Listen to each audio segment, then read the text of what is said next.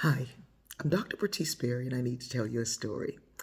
Many of you know that I was recently ordained into the Sacred Order of the Diaconate in the Episcopal Church. I'll leave those words hashtag so you can look them up. I had to. Anyway, um, ordination brings change at the spiritual level, but it also brings change in the physical, material world. We wear a collar when we want to represent Christ. And because I make all of my clothes, I try to make them so that they can do what needs to be done when it needs to be done. So I had to read the prayers at an interment service, a committing service, where my friend Jake passed away, and his wife asked if I would do the prayers while they interned his ashes at this beautiful site in a beautiful cemetery here in Savannah, Georgia. So we did. We spent time together. It was a marvelous time, and you wouldn't think so. And I left thinking, oh my goodness, this is really my calling. But I needed to wear my collar because I'm representing. I'm Christ's representation in that moment, and we all are. But in that moment, in the spiritual way, I was representing. And so I had on my collar, my tunic that I made with a collar on it.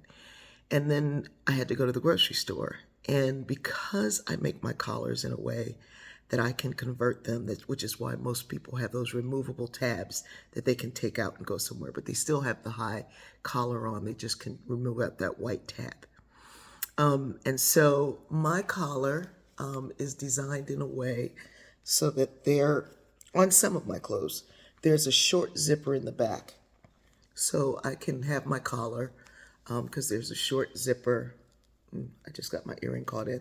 So anyway, there's a short zipper that allows that to be.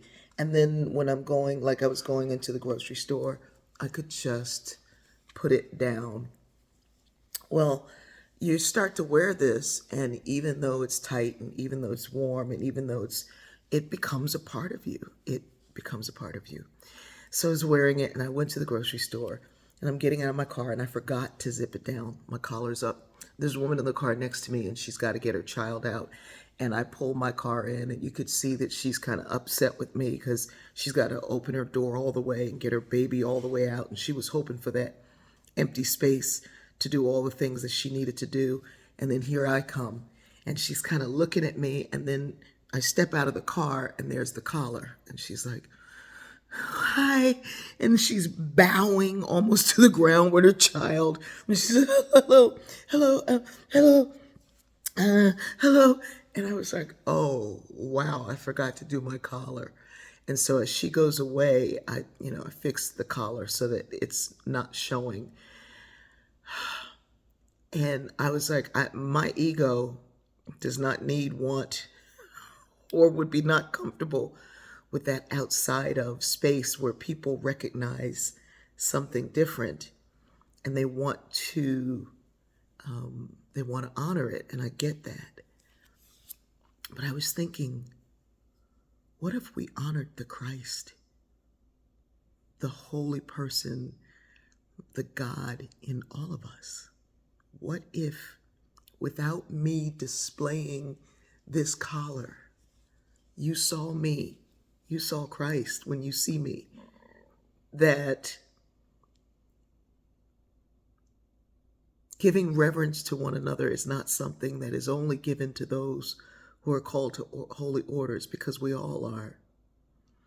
Sometimes we find it, sometimes we don't. But if you do your work deeply and love it, people should see that light in you. Anyway, it was a wonderful experience, and maybe tomorrow I'll tell you about that service, because there were so many magical, amazing things that happened. I have to tell you about it. I'll save it for tomorrow. In the meantime, see God in the eyes of everyone you meet. I love you.